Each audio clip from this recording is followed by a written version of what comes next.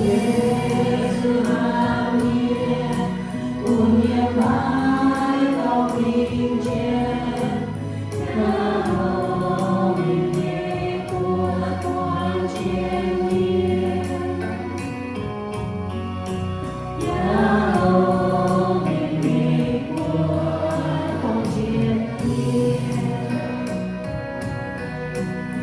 Nhìn ra chẳng thể xa mãi nhìn nhé buồn nghĩa, nhìn ra chẳng niềm qua nghĩa thế nghèo.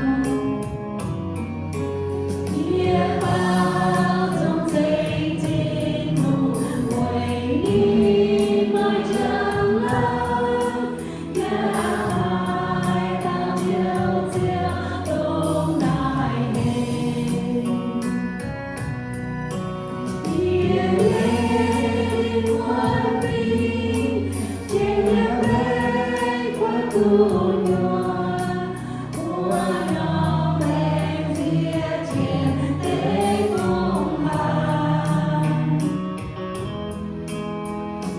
Giêsu hào nhiên, ùn nhẹ mãi vào bình trên, ca ngợi bình nhẹ của con trên nhiên. Yahweh bình nhẹ của con trên nhiên.